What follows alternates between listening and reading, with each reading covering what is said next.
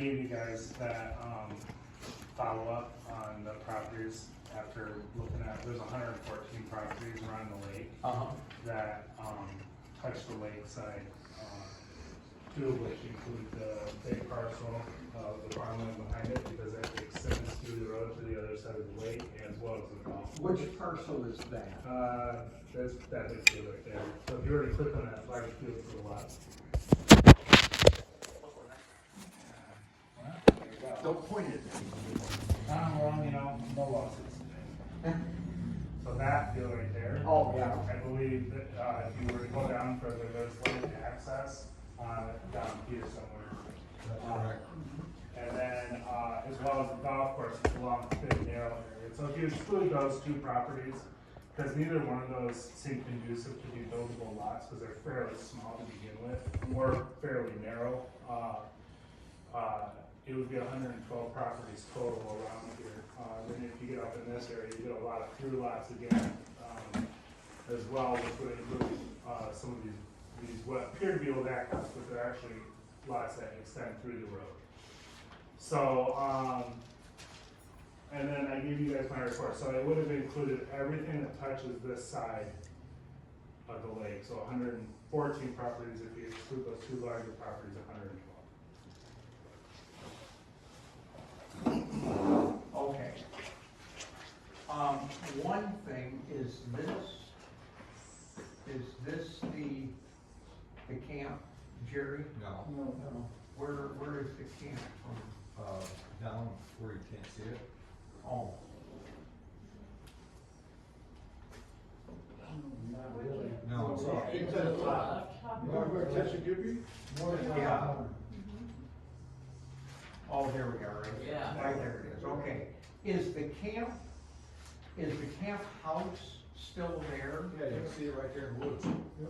Okay, is it, you mean right there? Right there? Yeah. Okay, is that occupied? Yeah, it's got furnace, AC. Okay, Or, but they're using it as a house. part-time. When he's there. Okay, but it's not used as a camp. No. Okay, so I checked, I already told you guys that I looked at the golf course and the campground. And if those are no longer campground and golf course, they will be agricultural, okay? This is the same thing, but where we have on our zoning map, this is all ag in here, but the line on the map for low-density residential, because there's houses on two of these. No, there's a house, there's two garages on one, the other two are vacant. Okay, so the line for low-density residential at this moment runs through here. And then it comes up to this corner, and then it goes this way. And that must have been left that way for future development if somebody wanted to build a house on it. But isn't a lot of that ground now in here, isn't the pipeline there? Yeah, So it's not buildable anyway. Pipeline's always been there. well, in that area where the corner is, you could build something back further because the pipeline is closer to the property line, than it is to the But back backside. further than this is, Well, see where your pointer is going right now? yeah, That's where where the pipeline is going through. So you could build a house back on the other side of that. back in here, Yeah, but that's ag. okay. So no. Well, I mean, if you got, I mean, we allow housing in agriculture, Yeah. but you'd have to have at least 3 acres for it. Well, to further clarify, there's already a house established, it's already got one permit of Burnsville use to begin with. So, I mean, what's already established would have to either be removed. But not if that's clear down here. Right, So but if it's you all- wanted to split off 3 acres, But he can't, But how can you change one to another? well, going back to that real quick, depending on how the split was done, it has to be compliant with the, land division act, and you can't landlock the parcel. so So, it would have to have egress off of the road somewhere in here. yeah, And Well, can you- whoever bought that 3 acres on that end, would just bulldoze the road in off Lyon Lake Road. Can they go across the pipeline like that? Yeah. Okay, Very. okay. So, but that won't be, so where this is, these are gonna be probably low density or Lake District. Yes. And then I would suggest, and this is just me, but you would extend the Lake District to here and then to here to follow what's low density now. And so that would remain ag back here, okay?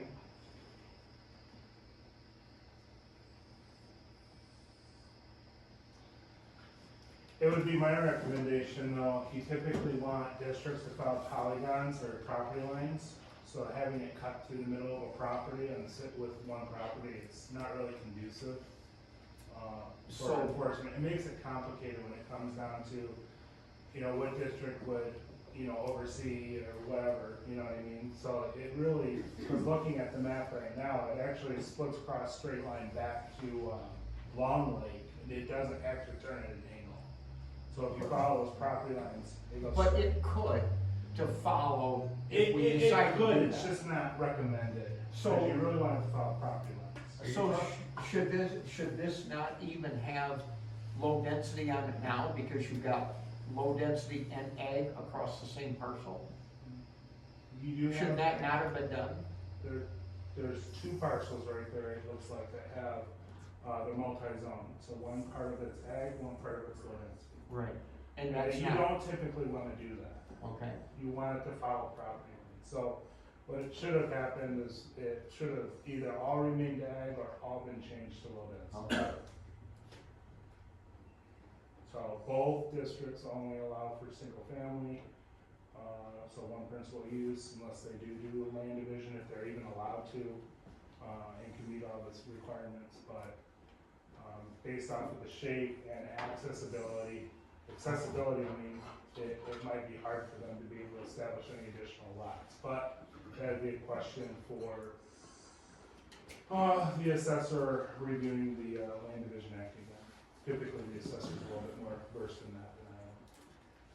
so since the pipeline does cross up in here, maybe we would have this be all ag, the whole thing be ag.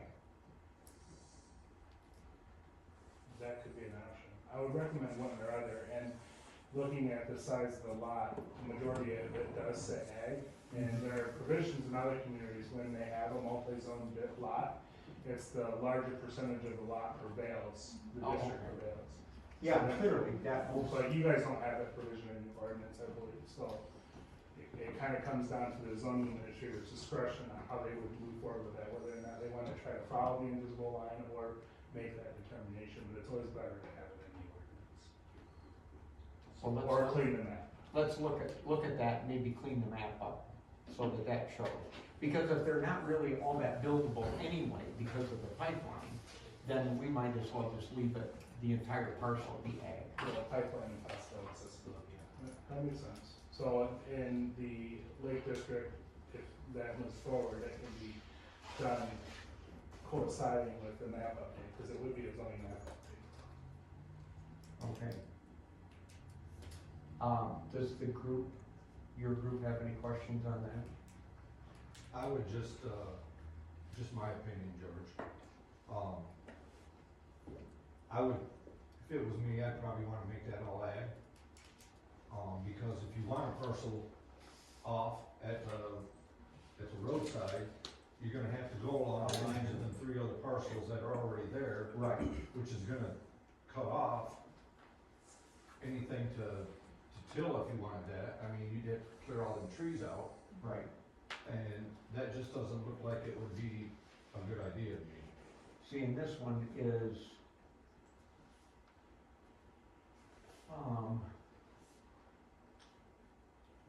it's not even it's just over a half an acre.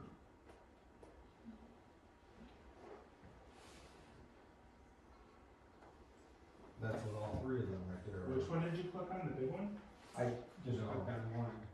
Or one of those small ones? Yeah. Just one, and they're all the same size. The big one's almost 20 acres. Yeah, that's what I was looking Yeah, at. the big That's what one's 20, and so that, and, yeah, .689, so, And this isn't even up to date because a lot of the people don't even live there anymore. Yeah, so they're all three are .689.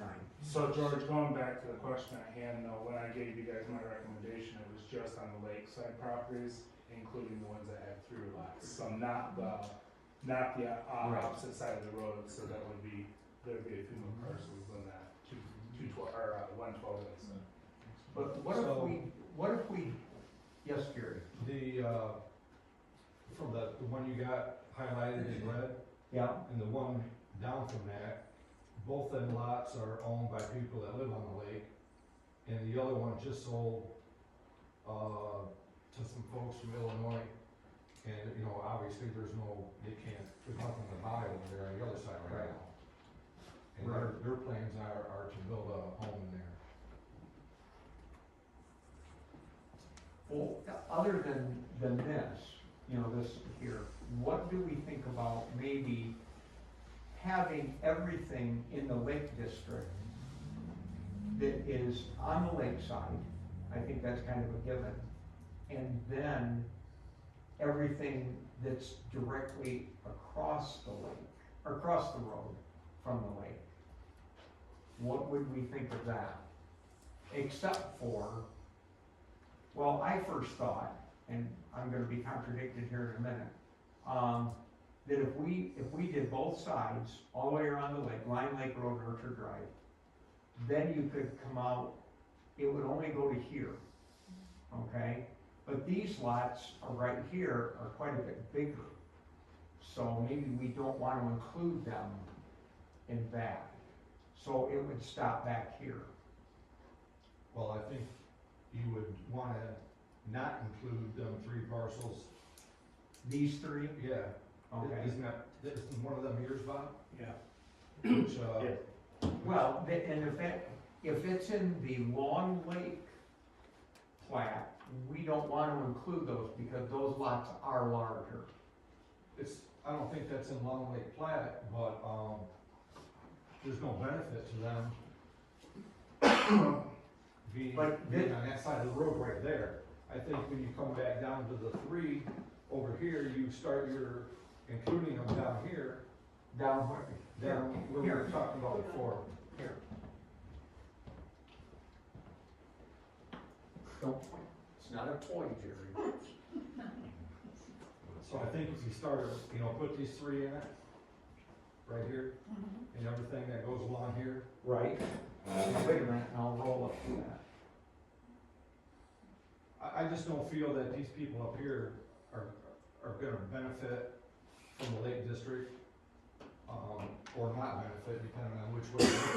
Well, and the idea is to shorten up the lot so that you can add on if you want to, and those people wouldn't necessarily need that.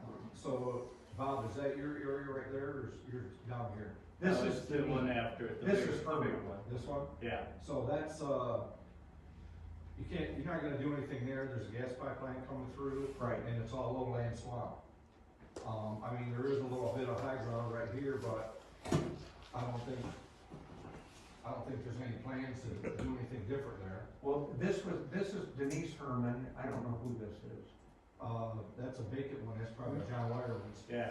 Oh, Wireman, I remember that. Oh, and that one would have to be included, because that's, Mike Darling's on the right side. That would have to be included because it ties to his property across the road. Yes. So, Even sticking with what our goal is, those houses aren't the issue. Right. I mean, our reason for the rezoning is, to make it more compliant. Right. Those houses are all right, already in compliance, so I don't think there's a need to change the zoning. so we wouldn't include any of these up in here. And then even though, is this the one, Bob, that has the driveway onto Lyon Lake Road? Yes. But they're part of the Long Lake plat. Yes. So they, even though they come out on the road, they wouldn't be included either. Right, I would agree with that. Okay, and so you would not put these in it? I put Mike Darling's in there. Except Darling's. Yes, Darlings have to be in it, just because of the Right, the and then weirdness, just start over here and work your way down. okay? And then, would you put the country club in it or not? No, because it's ag. And what about the cul-de-sac? Oh, I don't know, I had.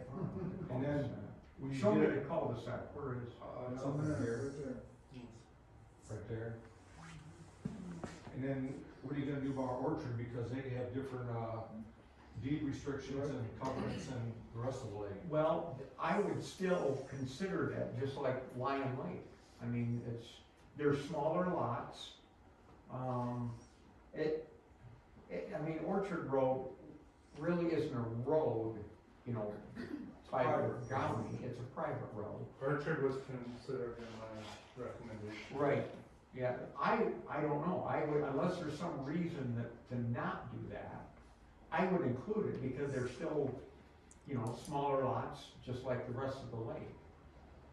And there's really no downside to it, I mean, if we do this, you know, your taxes aren't gonna go up or anything like that, it's just a paper change to allow you to do more on a smaller lot, that's the whole point here. Does any of this gonna turn into spot zoning?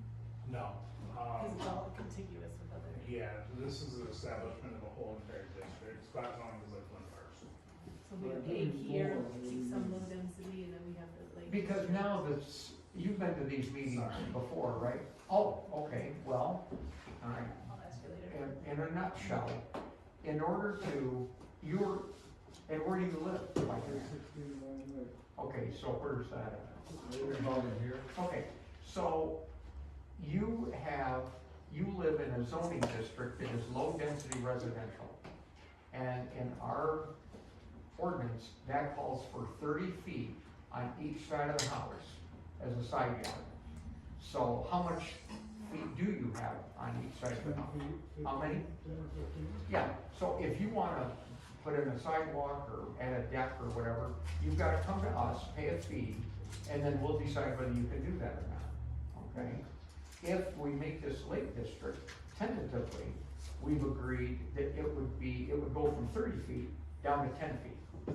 So you can do more stuff there inside of that ordinance. You can put on a small deck or whatever, without having to come to us to ask for it. So what we're trying to do is make the map look more what's actually on the ground, because nowhere around there is that low density with 30 feet sidewalks. No way. So we're trying to, if somebody had said no, to, you know, putting a giant house on a small lot 40 years ago, we wouldn't have had this problem. We would have just continued saying no. Well, we didn't do that. So here we are. You wanna add to that, Robert? What's, no, you hit it pretty much on the nose. The idea, just to recap for those that aren't here, the idea of the Lake District isn't to open up, any intended uses. It's generally for single family use only, and any, like use that's permitted by law.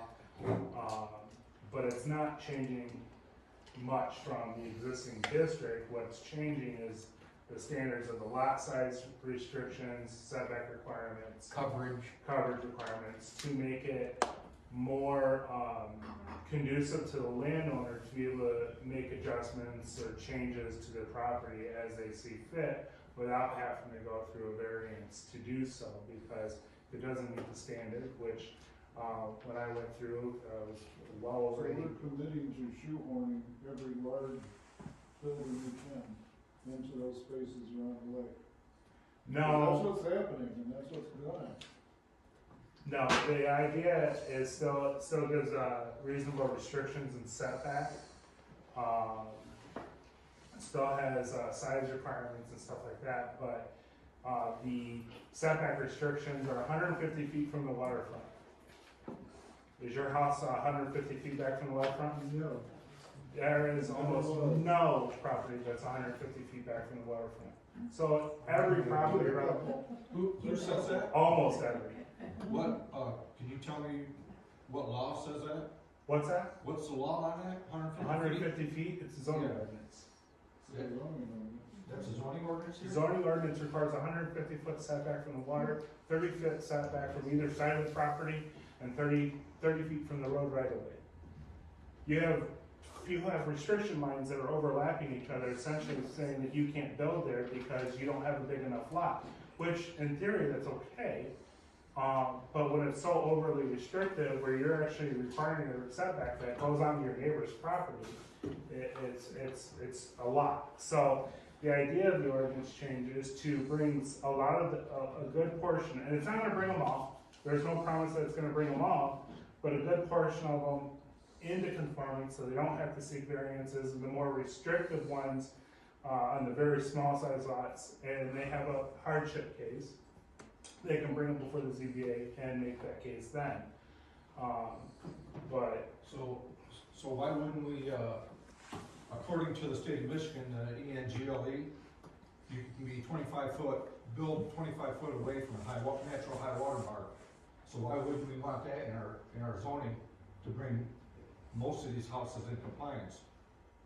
well, the recommendation's 30 feet from the waterfront, so, In some of that paperwork I gave you, that's in there. We haven't discussed that much because we're still talking about side lots and stuff. It's not that we weren't going to talk about that, we just hadn't gotten there yet. Right. so the idea is not to allow bigger houses. There's still gonna be a good portion of the lots that, are not gonna be able to comply. I gave George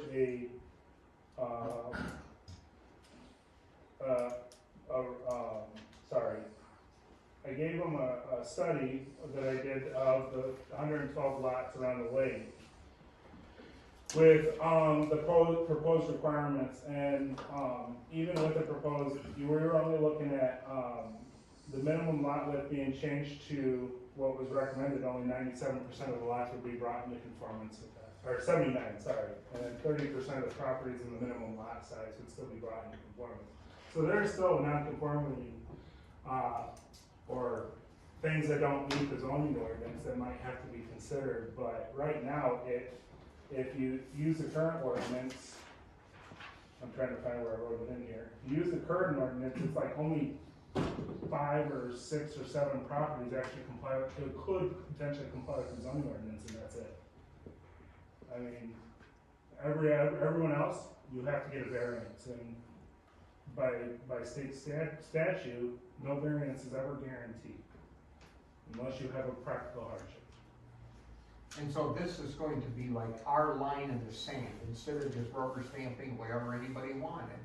Now you'll have to prove a hardship to go beyond those setbacks and lot coverage.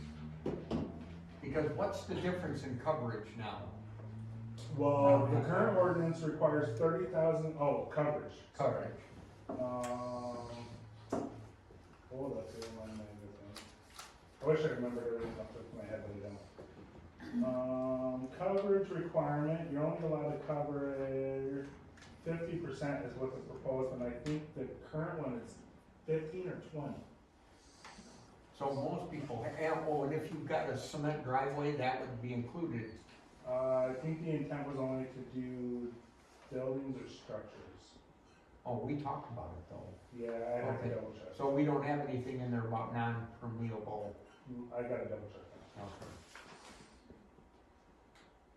Yes, sir. So what, as an Orchard Road resident, what was your recommendation for Orchard Road? Because it's unique. The recommendation was for the entire lake as a whole, because when you do a district, when you do a zoning district, you're doing it as a whole. So you take standards, from, you look at other communities, see how they're doing it.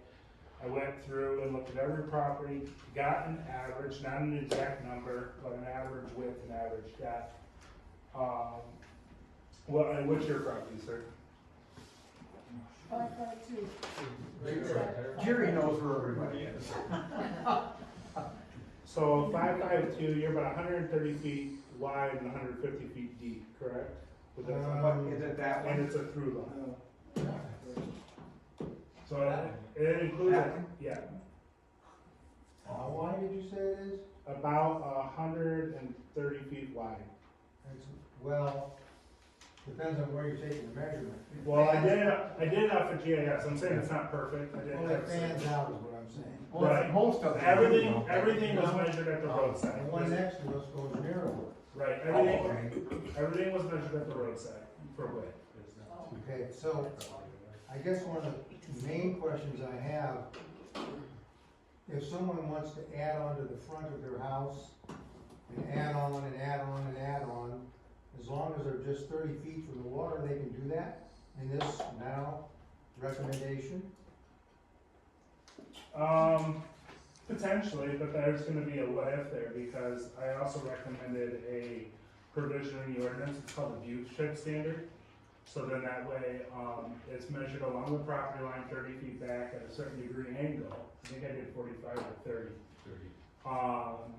And then in that particular area, you can't establish any structure to be able to minimize the impact on any view shed for lake residents. It's a very common thing around lakes throughout the country. But yeah, potentially they could, as long as they don't impede your view shed. But who's gonna decide that? Zoning administrator. Zoning board of appeals or? Well, zoning administrator makes the initial determination on any application brought before the township. And then if it's non-compliant with the zoning ordinance, then they typically recommend to the applicant whether or not they need to look at doing a variance or seek another route. But you could put in there, no further than the house on either side of you either. Yeah, but you gotta understand, by state statute, you have to allow people to do a variance. So even if you put that in there, people can still seek a variance for it. So, and there are provisions in the ordinance, or in ordinances that I've seen that do that.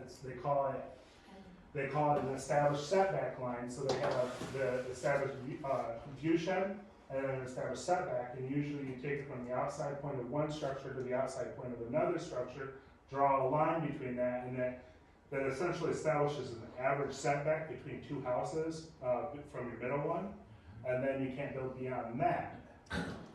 But the problem with that scenario is that I've seen is if you have a longer lot, or if you have a long lot and you decide that you want to tear your house down and build closer to the road, you've now pushed that person that's next to you from ever being able to establish out further. So it gives the neighboring property owner more control over how you can establish your structures in the future.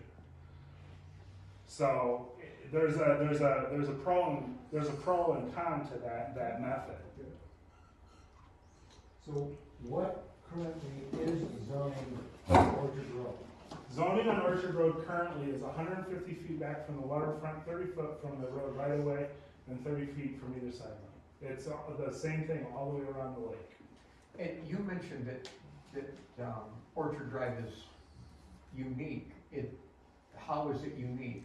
Other than It it's, says that the back lots by deed restriction are not buildable as a residence. You can put buildings on them, For no residences. but no residences. Well, and that's fine because you guys have a deed restriction in there. Deed restrictions are important if you have a subdivision. Townships don't enforce deed restrictions or covenants. It's up to the governing body that put that in to enforce that. But I mean, that would restrict anyone from being able to establish anything on that back lot no matter what, if you guys had it in. It's a restriction for being occupied as a residence. Right. You can put structures on it, garages, storage buildings, I that sort of understand. thing. And over the years, many people have done that in our experience. However, as far as someone actually occupying a space as a residence, that's restricted in the deed restriction. Yeah, and the change to the zoning ordinance for this will not impact your guys' deed restrictions. That will still be in place. So it doesn't, the zoning ordinance will not supersede that restriction. Go ahead. Robert, just to his point too, is our current zoning does not allow two residences on a single lot. And technically, Correct. those lots on Orchard are all single lots. Not all of them, but most of them Well, are most of through them, lots. that's not, okay. So, Majority. so the ones that aren't, they have that deed restrictions. The one that are through lots, which means you pay one parcel or tax ID, right? Then it's considered one parcel and you already have one principal structure. They can't establish it as zoning ordinance on a back lot if it's through. But because you have a deed restriction on the ones that are separated from the front lot, then they wouldn't be able to establish it by the deed restriction. But, again, whoever's in charge of enforcing that would have to do it, the township can't enforce it. We can notify, hey, we are aware of these, but we can't enforce it. We have no legal grounds to stand on for restrictions like that. So currently, the setback from the water line is 150 feet, Currently, correct. and that would change to 30. Correct. Third, Well, potentially, I mean, that's the Yeah, and- tentative number, we haven't decided on a number yet. correction, I'm sorry, it's 50 feet. Oh. It's 50 feet is Alright. recommendation. For I'm sorry. rebuilds or new builds? New builds, or if you do any, additions to your structure, you also have to do, when you do an addition, even though you might be non-conforming in the structure size or setback requirements, you're only allowed to extend, the zoning administrator is only allowed to approve anything that is gonna be in compliance with the ordinance. So if your addition is gonna be towards the water and you can meet the setback, then they could potentially approve it.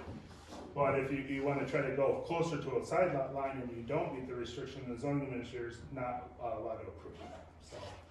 So, it depends on the situation ultimately, but, yeah. So 50 feet, I apologize for that. And again, that's the number that we came up with, that it does not, that's just tentative right along with the 10-foot setbacks. But that 50 feet was kind of what you found on the houses, you picked that based on. Yeah, that's study, just- That was kind of what. A lot of, so, I didn't look on the waterfront side, there's a lot of houses that are close to the lake. They're 25 feet average, I think, off the top of my head. But on Orchard Lake, I know a lot of those houses are set back further, and they won't have any issue with meeting those conditions. But on the other side of the lake, there's a lot of houses that are just sitting right up against the lake as well. So it's more of an industry standard than based off of what's at the existing lake. So, George, we need to keep in mind that this road right here, or this area, Yeah, was developed way before any of this here. right. Because this was all the hierarchy of Marshall on that side of the lake. And, they wanted it all to be up on the hill and, But I'm what not saying is that's your hierarchy, Joe. It's okay. But have a good view. But to his point, it was probably during a different, they are newer homes that were built during a different time, and zoning could have been different at that time. Yeah. So, What difference does that make now? Well, it doesn't, but I'm just saying that the setbacks are way different. Right, it is. If And the whole lake and was I'm not like sure that, about, we wouldn't have had as much of a problem. I'm not sure about Joe's, but I know, I think this one here is, The one you just had. that one, yeah, No, this one. no, that Yeah. one. So then you got, who's beside you? I can't remember. Carl Heath. Yeah, then Jeannie. Okay, so in Jeannie Rockstead there, she had horses out back. I mean, she didn't, but the farm did. They had That horses was- out here? Yeah, Oh, Ward Honus did, yes, many years ago, and that's where Johanna Hughes lives. true. That was their contiguous property, and they sold it to others. But the only reason that, in my opinion, that a lot of these are combined with this lot is for obviously tax purposes. I mean, because they were platted as separate lots. okay. So if we go forward with the premise that we're gonna do everything around the lake,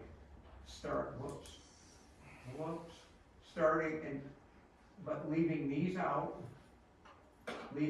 out, Except for Mike. or not, except for Mike's, yeah, except for Mike. You're gonna go there, then you're gonna start, right here. And then these, leaving those out, and then we would leave these in, Yeah, okay? And then, continue on down, you know, yeah. and then, I don't know what you're gonna do here with the cul-de-sac. probably that would be included. I mean, those those are small lots too. What does anybody else think about the cul-de-sac?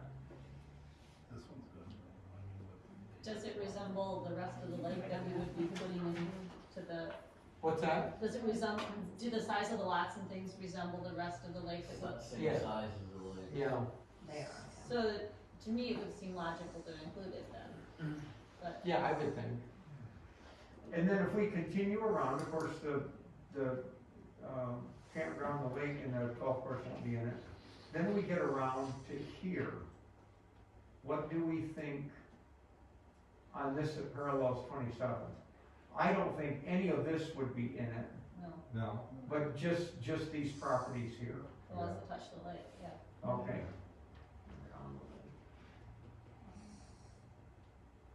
and I would not agree No. with having that You property. see, is that Dan? Yeah, I Right don't think here?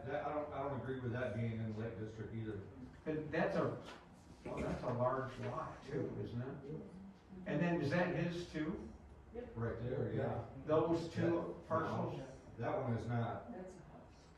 It's a separate house. Yeah, that whole parcel of land there used to be part of Ward and Gloria Bonus's. Are they the ones that own the buckboard? Yep. Oh, okay. I was in there as a kid. They did have horses and. Yeah. And it was connected with their home. Yeah. So, but over the years, that's changed, ownerships have changed, lots have been spun off, so it's different now. Yeah, so I would agree that, what does the rest of the board think? I mean, anybody have any other thoughts on that while we're right here? Well, I think not including that would make a lot of sense. We wouldn't include any of that. Say no, yeah. Because it's part of the contiguous district. So, and then these are All gonna be right. the same districts as they are. So, Or the proposed amendment. So, what about this piece right here? no, it's too big. That was not part of the, Okay, but these people, right here, I think, and their garage is right there, they own that, and they have access to it through right here. yeah, but they're two separate lots They're, of record. yeah, they're so, two separate parcels, so, Okay. no, Just asking. yeah. All right, well, I think we've got something at least tentative to go on. Well, and George, I just wrote down, like, Jill has a map right here. Yes. That is conducive to that, and we just removed those one. Okay, all right, So then that can get cleaned up and prepare. all right, is there any other questions on where the Lake District would be while we're right here talking about it? All right, so we've got the 10 feet on the sides as tentative. And you know, when we have the public hearing for this, you know, everybody will get a copy of what we're proposing and, have a chance to debate it in its entirety then sometime in the next few months, I hope. So we've got the 10 feet, we've got the coverage, we've got the setback from the lake, and we've been talking about the setback from the road. Jill and I met with, Aaron Cummings at the Calhoun County Road Department, this past Monday. And I had been told that in most cases, when they put a road in, they've got the right of way. Okay, so you've got this right of way, and then they put the road in the middle, and if that road veers around a little bit, it doesn't matter as long as it's in that right of way. But over time,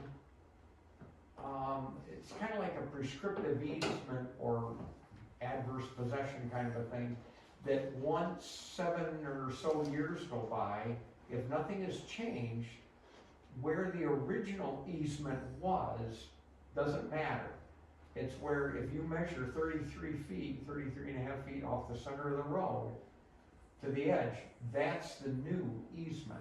And so instead of just a a straight channel with a road veering around in the middle, the right-of-way assumes the same shape as the road does. So the right-of-way curves with the road. But there's a wrinkle. Apparently that is not the case. She wasn't sure.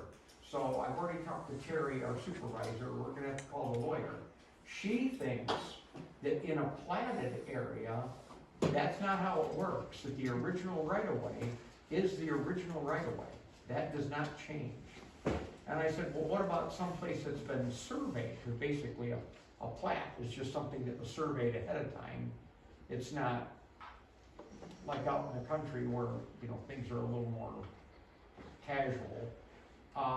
She wasn't sure about that either. So we still have to find out about where the right-of-way is. And that's important because if we come up with 30 feet, well, it's now what, 30 feet off the right? No, it's 50 feet. Okay, so that's your shit. But, Yeah. 20 feet. the roadside setback's 20 feet, and the reason for that is so that way it accommodated for a standard. But low Parking. density, it's 50.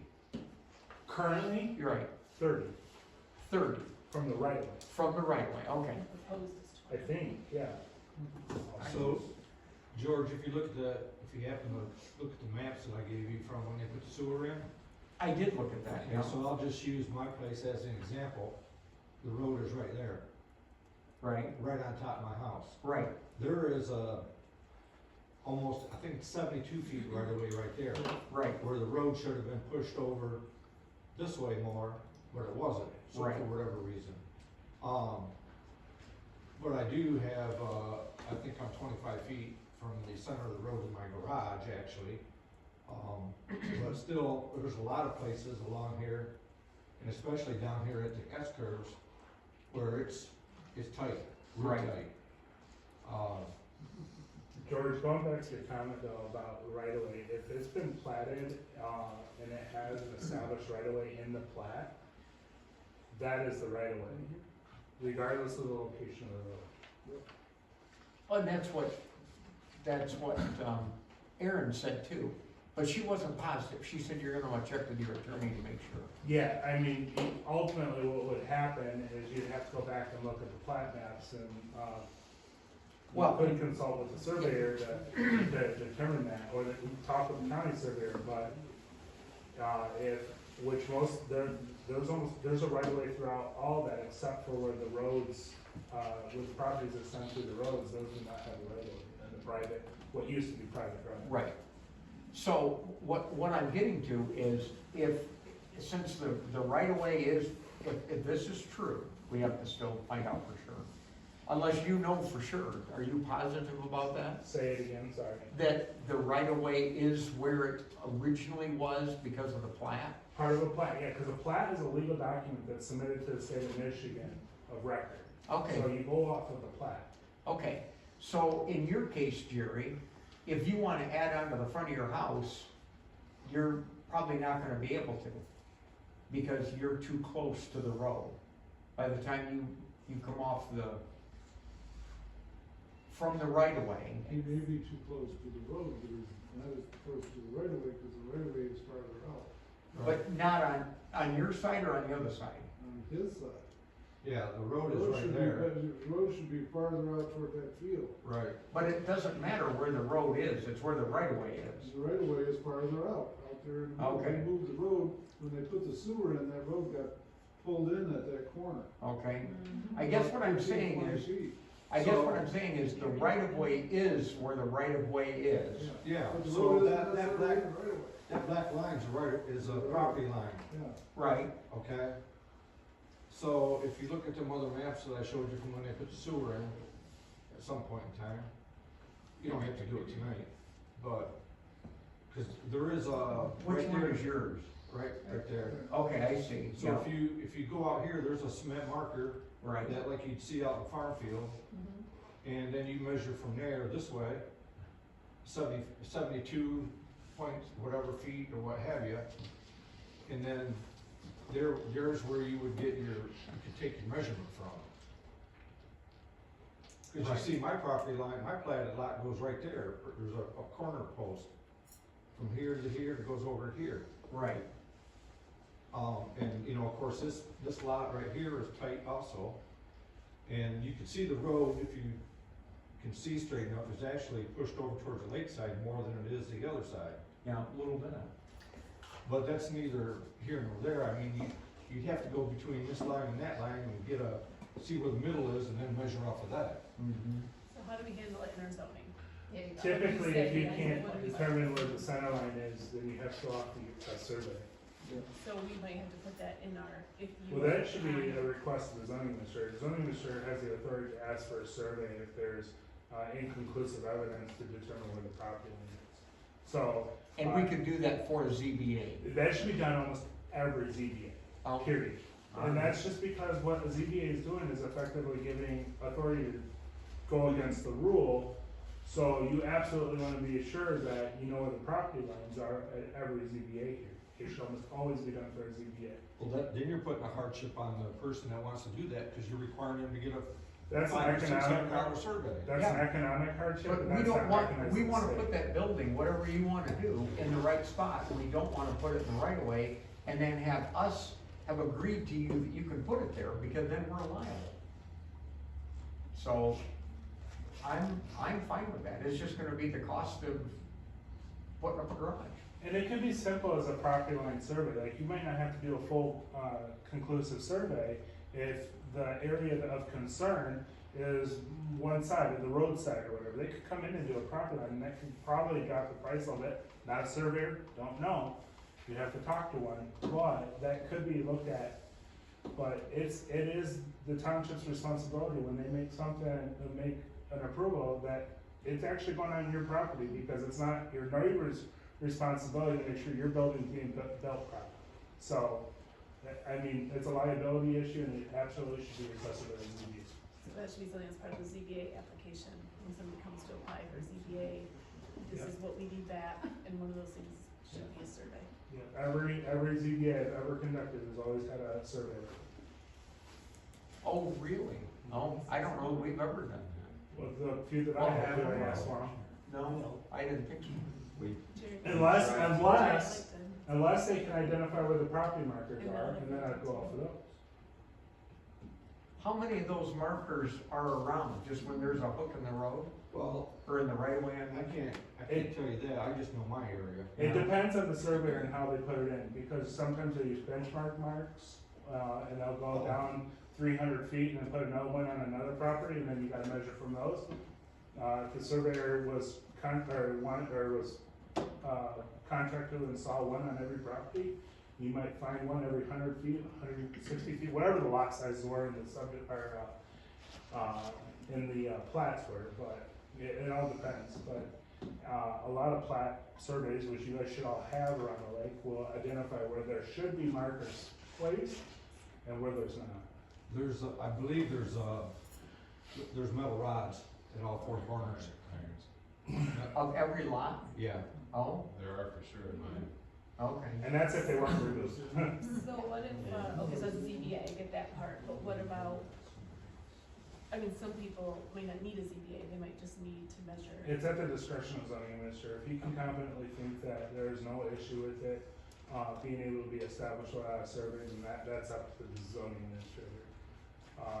A lot of times, like if we're talking like a matter of feet, and there's a known lot line dispute between the neighbors, it's better just to cover the bases and say, get a lot line survey and get it done.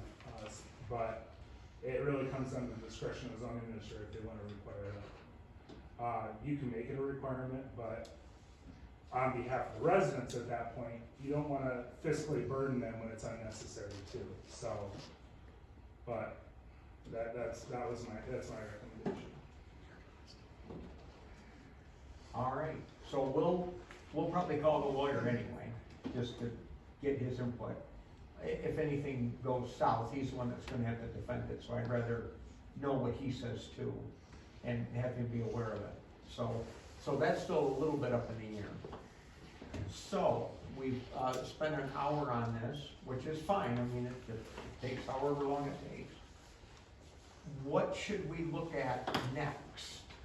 If we've figured out tentative side lots, oh, and for you who wasn't at the other meetings, if you get on the website for the township, it has in there all of the zoning districts that we currently have.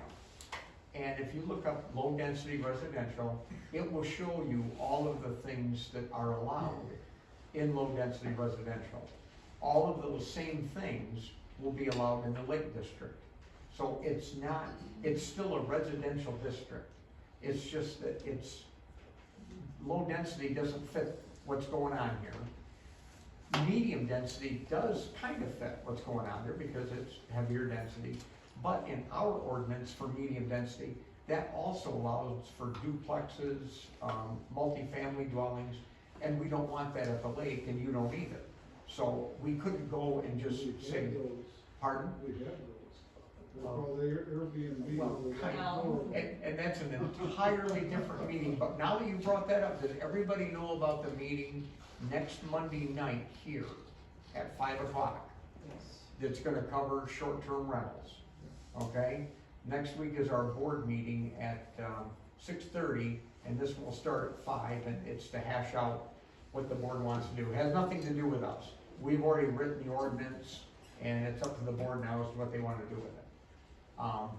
Anyway, so there's not gonna be anything special at the Lake District that is not in the low density, so. Yeah, it's gonna be single family use as it already is, I with the quote unquote, unless the state changes laws. Right, unless the state tells us to do something different, and of course the government's all telling us what to do now. So, but yeah, that is. Right, but in low density, you're allowed to have like a home-based business, hair salon, accounting, daycares are allowed in low density. So all of those things will still be allowed here. We're basically just doing things with how to fit the building onto the property. So, since we've figured out tentatively distance from the lake, side lots, coverage, we still probably should talk about driveways if they're gonna, because it is on a lake. Eagle gets excited when you've got runoff into the lake.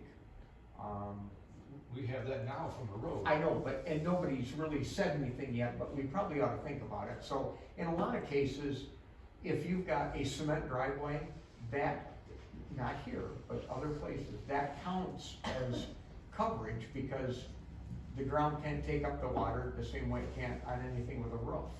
So that counts as coverage. If you've got a gravel driveway, it doesn't, and so can. So we've talked about that, but I don't know that we. Yeah, I think, the intent, and I gotta double check, I think the intent was to include it, that's why we went to 50% instead of like 40, to include, that was, get dark in here. Maybe Yeah, we're yeah, restricted right. for, I know. no one's seen until the lake gets but anyways, I gotta look at the definition of lot coverage, but I think the intent was to include all impervious surface. Okay. So structures and of the like. And driveways then. Yep. Okay, so if you've got a cement driveway, that will count as coverage on the overall property because it can't absorb water. So having said that, knowing we have to work on the right of way from the road to the structure, what else is it that you guys would like to see us look at that we haven't talked about already? Yes, ma'am. So, George, we've got a lot of houses, as the surveys proved, we have a lot of houses that won't meet the Lake District zoning requirements either. Right. And so I'd like to make sure that the houses that exist, can stay there. Yes, what it would be is, instead of saying something like that they're grandfathered in or something like that, they would now be non-conforming. They are not conforming. Right, and you see, the reason we're doing this is almost every house out there is non-conforming to low density. We'll pick up some of them that will be conforming in the Lake District, but not all of them. So and that will limit what you can do on that house if it's non-conforming. Well, I gave a secondary recommendation on reducing the lot size requirement, which would actually, bump it from 30% to about 50%, but it goes back to the earlier comment. You guys wanna maintain your guys' lake district, so we don't wanna reduce the numbers so drastically where you could potentially do big lake houses and stuff like that. So it's just trying to find that balance to not allowing those, but just giving more allowance to the residents that are currently existing, so that way they can use it. So that other recommendation, because right now the initial one's 9,000 square feet, the other one was 75,000 square feet for the lot size requirement. Which it would, bump that number up to about 50-60%. Right. Which is why we're not including like Lyon Lake or those other ones, because we don't want those to be bought up, split, and then you got two houses on that dinky little lot. And I think We're just gonna leave them the way that they are. I think I went a step further, and the remaining lots that would be within the district that could potentially do splits, the number was less than 10 in both ways. So I think it was 3 for one and 7 for other, or something that potentially could split to meet those lot size restrictions. Outside of that, all the lots that are there would continue to exist, and they wouldn't be able to split them down and then create more lots around the lake. So that was another thing to consider. The 9,000 square foot one was like 3 lots potentially could split, and then the 7,500 square foot was like 6 lots could split. Right. And that's it. So if somebody wanted to, it potentially could create a couple new lots, but it would be limited to one. It's getting hard to write. I wonder. Okay, so, Or did you take your thought on how are you gonna address non-conformance post-implementation of this district? how are we gonna address non-conformance? The houses that won't be conforming to the Lake District requirements. If you We change won't- your house, you're gonna have to make it conform. Yeah, I mean, it's the same standard as it is now. It's a lawful non-conforming use. You're allowed to have it, you're allowed to maintain it, you're allowed to upkeep You it. can't change it. But you'd be limited on being able to change it depending on how it conforms with the zoning ordinance and whatever aspect you're looking at. And there's 3, it's lot size, structure, and use. But right now Most of you'd be them, it's okay. lot size and structure, but, That's what I'm trying to get them to say. So right now, Look, that's what I was wondering about. So right now, I mean, like, if this all went into effect, like, here's the Lake District, and then these, few houses are still non-compliant. They would they be set okay the way they were, but when they wanted to alter, then that would be when the change would be. Yeah. There would be no impact to them As except is.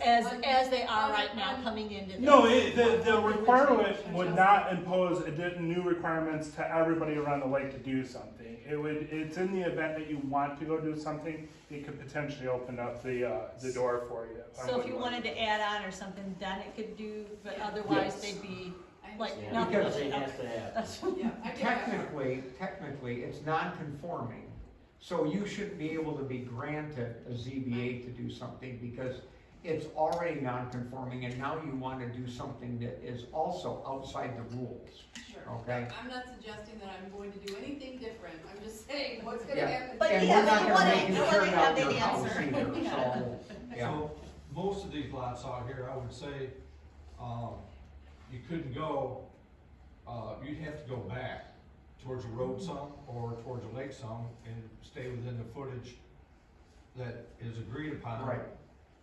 Because they're just not wide enough, you're not gonna get the same house there with the width when most of these lots, down over this way are only 40 to 50 feet wide, and you take 20 feet out of that lot, you're gonna have to make an offset or go up. Right, or what you could do is buy the house next door, tear it down, and then you Yeah. have a double-sized lot that you could put something on. Yeah. You could put a really big one with the new setbacks, but yeah, this is hopefully our line in the sand to where the people who are conforming, if they wanna put a deck on and it won't fit, then no, because it's gonna have to be some sort of a hardship. not just because you want one. George, did you over at the last meeting, the deck stuff that I proposed to do? What's that? Because in the Lake District, I gave that additional, I don't know if you've given it out yet. Yeah, there's a deck, scenario. Oh, I see, Yeah, yes, I we do talked that, but about I'm not it. We giving talked that about out it. yet. It was No. like eaves and No. measurement. Yeah. It, just to give more flexibility to the residents, but, alright. All right, so, is there any other comment on the Lake District? And if not, we'll move on. All right? Is there anything else that you would like us to look at in the Lake District? Does the board have anything else, or do you? Anything else that we should look at, or The are we only done? thing I would recommend at this time, and I talked to Jill about it, wasn't a secret, but preparing a map with the Yeah. proposed district, so that way it's visible to the public. That's what I thought. How are you gonna have Brent know what, you're just gonna? He's just gonna identify it as a new district, or color I it. think I'll just take this in to show him in person. Okay. Just show just 8 of them. Huh? Okay. Well, yes, zoning is all about the great colors. I have right here. There you It's go. gotta be, all right. it's All gotta, right, yeah. it's gotta be a shade of yellow. All right, and then when we get that, we can pass those out, and you can see, you know, what it was that we agreed to tonight, tentatively. I think you're looking at the setback from the water would be 25 feet. That's what- Why? Because that's what the state requires, 25 feet from the high water mark. Okay, what do you think? How much does your water take, or how much does the lake, change? It only can go up so high because we have an outlet tube when it. Right, what's the height though? What's right down today, it's 936.44. Above sea level? Yes, and the legal level is 937. So then you would effectively establish a high water mark at whatever that's set The at. high water mark, the natural high water mark is higher than that. The natural high water mark is about 940. That's up to the planning commission if you wanna do that. I mean, what did I say? It's actually a 50-foot setback right now, right? So that'd be Right. that'd be twice the reduction, which then goes to the point that you can build closer to the lake. If you have a view shed, But part of that, If you have a part of view shed that lake provision, is in a no, floodplain too. So would you run the risk of having to get? It depends on the size of Doesn't the matter. lot. Would you run the risk of having to get flood insurance if you build that close to You the don't water? get it anyways if you're. in that's a true, the floodplain. length of it would It's matter. required by your lender. But I want everybody to know that. Actually, it's required if you are established in a 100-year floodplain, which is, Right. so it's not required by your lender, it's. Well, your lender's gonna require that also, if it's in a floodplain, Right, which they go off of the FEMA maps. yes, and that changes every so often. Yeah, it does. So in your proposal, Robert, the waterfront yards, you've got two different measurements. One is no less than 50 feet or average established setback, and no Oh. closer than 30 feet Yeah. from the water's edge. So, just so that we're all on the same page, what you're saying is, It could- what Jerry's proposal is that we're gonna change that 30 feet to 25 feet.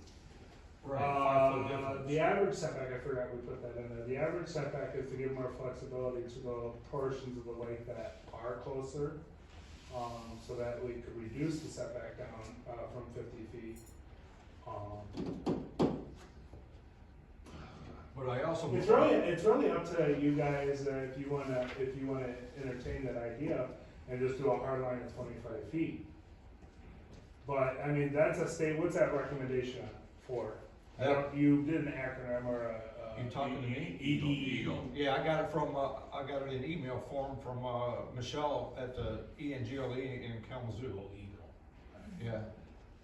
So your hesitation of doing that is just that, I mean, we're not superseding state regulation, the state sets the closest, so we're requiring it back further. So it's really up to you guys if you wanna entertain the idea to push the structures closer as a hard line, and that would, I think that 25 feet would be for the 50 feet is what Jerry was proposing. But then maybe potentially just getting rid of the average setback altogether. But I also wanna make sure that we're protected by the people next door to us not building out in front of us either. Well, the view shed standard would still be in there, unless, it's all a recommendation at the end of the day, but The usage standard would stay in there. I think it's conducive to the lake, cause it's lake properties are unique. I haven't seen a square lake yet unless it was man-made.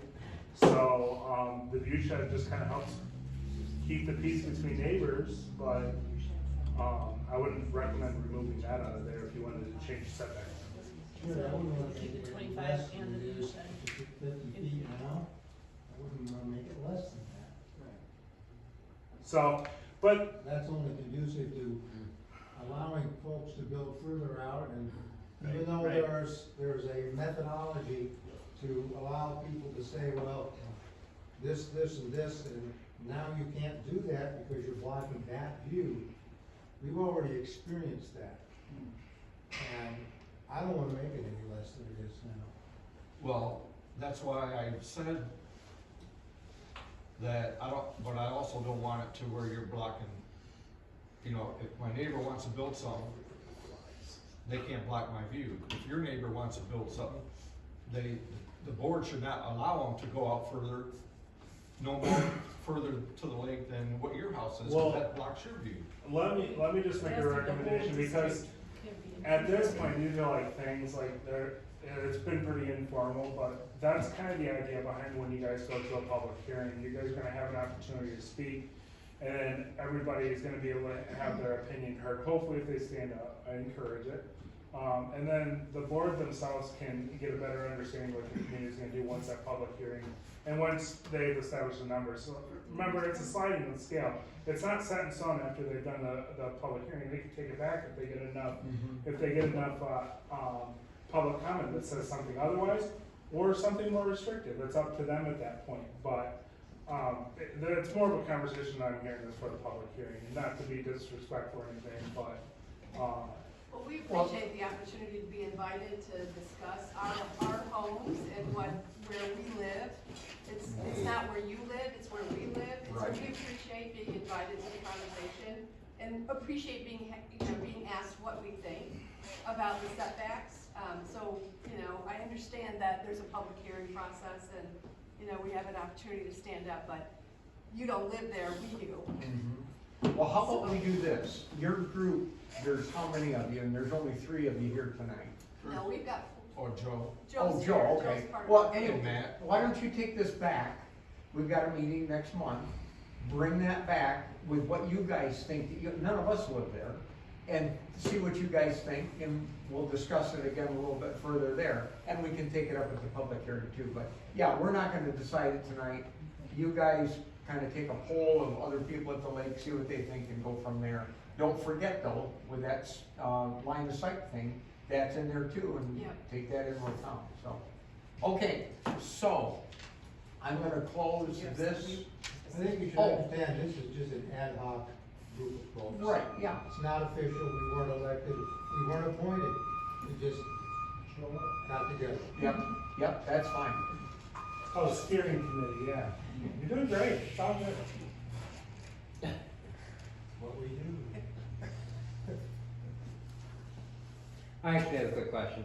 By establishing a lake district on Lyon Lake, will that allow lake districts to appear on Cedar Lake, Long Lake, Fish Sure. Lake? Yeah, Okay. I mean, there's no need at this point, but yeah.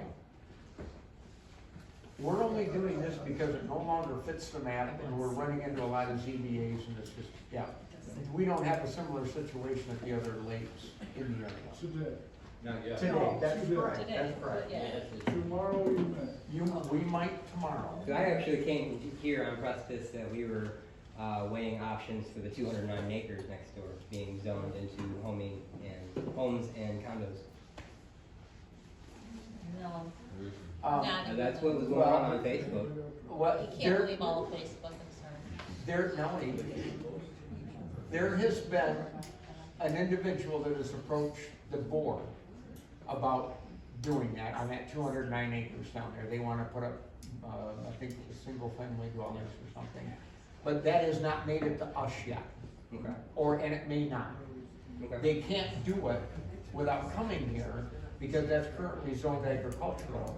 And on the master plan map, it is zoned highway commercial, It's actually which is not zoned. residential. It's on highway commercial and agricultural. Agricultural too. Right, I said agricultural, Well, right. and it's also currently zoned commercial too, a portion of it. I had it zoned as residential on the county gifts map. No, it's not. No. No, the official map is the township map, you can't use the county. So, the zoning map for the township is the official zoning map. So for that to occur, it would have to come to us and we would have to rezone we would have to redo the master plan map to allow residential and then change that to the current zoning to allow it now. And so it would have to come to us and it has not. It's listed as ag on the GIS map. Yep, I know, I'm looking at it right here. 209 acres residential zoning. Yeah, that's how they care. So, yeah, it's always the official zoning of the township. Because that can be wrong. That seems to be a popular tool. Well, the zoning's always changing around here, so who knows what, Just for people that don't. according to the county, the community address that, Okay. they're trying to change. All right, did that satisfy? Yes. Yeah, okay. So, let's move on to item 4. Let's talk about concrete production. So, How are you? Good. Hi, John.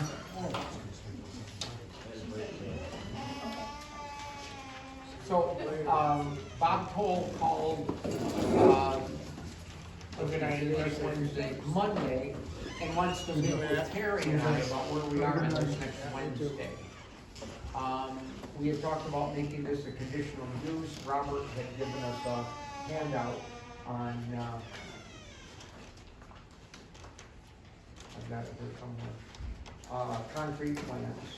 It was a conditional use for agricultural and then a permitted use in industrial. Right.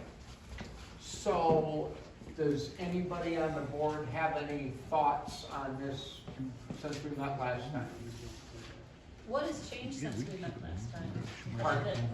Is there anything that's changed since we met last time? No. Does he just No, want it's to- not tax.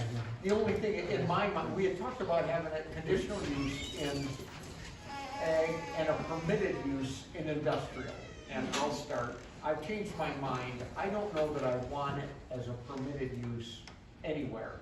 Because then once you establish that plant, it's there till doomsday. And I don't like that idea. So if we tie it to a mine, I mean, we have to allow it somewhere. But if we attach it to a mine, there's a time limit. Because that mine could be there for many years, but eventually they'll run out of gravel. And then it has to go away. And I would also like to put in, we can make an end date for conditional uses, correct, Robert?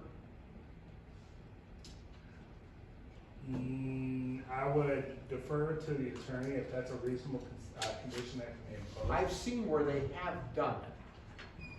So I've read in Michigan. Well, if the end date is not necessarily a date and time, but like you run out of material to process, that I can understand. Right, But no, I like want to say it's gonna be done next week, I don't think that's a reasonable condition. What I want is to the conditional use to run out after a certain period of time, but it can be reinstated if both parties agree, us and them.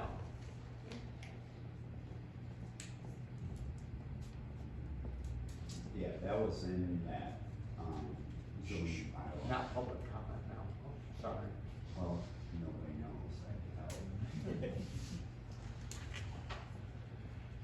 tell. I mean, you have the process put in place, so like if they were to, if the use were to cease, and cease for the appropriate amount of time, and then they decided that they wanted to start up again, then wouldn't you say, depending on if things change, rather than going off an agreement and a conditional use, they follow the current zoning at the time? Because you're talking this could be 20 years down the road, and things will change. So why, I wouldn't make it as a condition in the special land or conditional use. I would let it refer back to the zoning ordinance and how to regulate it. So if it ceases to exist for a year, or production fails or doesn't do anything in a year, then it loses its ability to produce. and then they would have to seek a new conditional use, and depending on how the ordinances are at that time, follow the rules there. I agree, that if they run out of gravel and the mine goes away, then the concrete production has to go away too. Well, that's absolute with the ag proposal, Right. because we're only allowing it as an accessory use to mining. So if mining ceases to operate, then the accessory use has to cease. And industrial, it can be established as, right now, as I proposed it, it can be established as a separate primary use. Right. See, but then it would be permitted and we wouldn't have any control over it. Well, So what I was thinking, I mean, nobody's gonna set up a batch plant for a year. I mean, that's too much work. But I thought if we gave them a conditional use for, say, 10 years, and it expired at the end of 10 years, if we had a lot of trouble with that, you know, safety, noise, whatever, then we still would allow the gravel pit to be there, but we wouldn't let them make cement anymore, or concrete anymore. I'm gonna say I defer to the attorney on that, because Okay. I would be concerned about if that would be, because to clarify why I keep saying reasonable, the state says on special land uses or conditional use, the planning commission and the township board can only establish reasonable conditions. That's exactly how it's worded in the Michigan zoning anyway. So I would defer to the attorney to see if they would recommend that that is a reasonable condition. Also, I feel like if we're gonna say, hey, you guys are being too loud, you're making too much this, too much that, if we don't have these measurements, we have nothing to stand on. Right, well, So you that have means to. that we're then gonna have to like do all that data collection. Yeah, you would either have to do it or have to hire someone to come and do it. Right, well, so, I don't so, know and if if that's- they weren't complying with whatever. How can we prove it? How- We can show we have no prove- records. We have to you can't prove it, just and then say- how could we say, well, okay. Now, how could we enforce those restrictions? Yeah, cause I mean, when it comes down to noise, you have to be prepared to either hire an audiologist that can measure sound waves and be certified in it, cause you have to be certified, I'm pretty sure. And then be able to utilize that for enforcement. Wouldn't that fall under the state? Wouldn't the state have to? I'd have to follow up on that, but I don't believe they have someone that would come out to enforce the zoning ordinance. I think you'd have to hire them. But there must be state level, For- you know. for Oh, probably environmental- for their stuff, like when any. Because I doubt that we would put a noise level in there that's any less than what the state would recommend, because you're not gonna be able to fight that. Typically, a lot of the noise levels that are established at the township level are based off of ambient noise. So 55 decibels is, I think that's the nighttime one, I'd have to double check that, like between 40 and 55. That's an ambient noise at night, which means like, right now, if you go outside, that's gonna be the noise. So when they say that number, that's close to what it is gonna be out there now, so then if somebody's operating a cement plant and you can hear it clanging away, but that's where the hours of operation come in as well. So you can kind of help regulate when they're actually conducting their business to minimize the potential noise impact on surrounding residents or businesses. You see, and that, I think that could be a problem too, if we have it at the gravel pit. There's gonna be an awful lot of noise and dust there already. How do you determine how much noise each one is doing? Or would it be a cumulative? Most of it falls down to that time frame. When you establish that time frame, I typically take into consideration the noise. So we usually say, around 6 or 7, operations need to cease. And then that way, people who, I mean, obviously you can't accommodate for everybody, for people who work night shift jobs. But, I mean, it's reasonable consideration to allow that business to operate during the day. And then it's also reasonable to say, hey, this is our end time because it's starting to, people are coming home and the consideration that it could potentially impact the surrounding neighbors. That would be considered reasonable, but as far as having a hard end or date or whatever and trying to utilize it for non-compliance for noise, it becomes hard without being able to effectively enforce it. So we're gonna be, unless the lawyer says something different, we're gonna be tied, if at the mine, we're gonna be tied to whether the mine is still operating or not. Right, or if they cease cement production, like let's say the mining production's still going, but they haven't produced an ounce of cement in over a year, you can put it in the time frame. Once that's done, then you gotta remove the equipment. Can you tie it to a project that is even coming up regarding the cement production part of it? I mean, I understand the gravel being available, but in terms of cement processing, it would seem like some of the other townships I've read about tie it to a project. For example, they're working on 69 and they're building, gonna redo the whole road or something. And then, so that's tied to a project which has to be getting in and out. I haven't personally seen a restriction placed in zoning for that. The zoning, you gotta remember, is you're not necessarily planning for the now, you're planning for the next 20, 30 years. So to be able to spell out a specific project, I have not seen it done in the zoning ordinance. I'll show you some of the stuff that I came across in a sense. I mean, like I said, I understand the gravel pit and that being continuous, but the cement part of it is another issue, it seems like. Not necessarily the same beast in a sense. Yeah, that kind of, I know we talked about it last meeting, but a gravel pit is different than a concrete production. So Bob Toll wanting to meet next week, I think is not our problem. No, it's not, I was just telling you, no, but Worry about Bob Toll and what he wants. I'm not worried about Bob Toll and what he wants. I know. I was just, that was information so that you all knew that I was meeting with him. He's still curious and interested, so. So right now, you know, it's an egg, I still kind of feel, I'm not sure about that. James at the last meeting suggested right down here, this highway services, if that's someplace that we could locate it, we talked about putting it in industrial, Industrial is one of the more appropriate locations of any because it falls under the umbrella of a manufacturing and processing facility. A lot of times when ordinances utilize that, they're covering a bigger umbrella. But industrial is usually where it gets pushed. Highway service would be appropriate if you do it under a special land use conditional use. And then you could impose reasonable restrictions there. And then there's nothing saying that you have to allow it in ag. No, but we have to allow it somewhere. Yes. And so, I mean,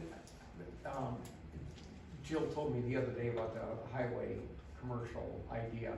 And it's right down by the highway, there's no houses around at this point. And I don't like that for a couple of reasons. Number one, at the gravel, and anybody pipe up that's got better ideas than me. If we do it at the gravel pit, you've got all the noise and the dust in one spot. I feel bad for the people that live around there, but it is what it is. And I don't like the idea, at least if it's at the gravel pit, you've got the gravel and the sand there, you'll have to bring the cement in to do it, okay? Down there, you'd have to haul the cement in and the gravel and the sand. That's more truck traffic, that's tearing up the roads, whatever.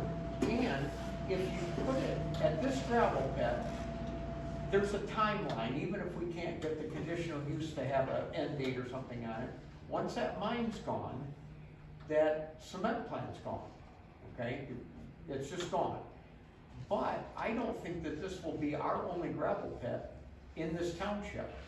And so what happens if we put it down there, this runs out of gravel, and when this is almost done, somebody else opens up a gravel pit someplace else, well, now there's gonna be a petition to keep the cement plant open because we wanna make cement.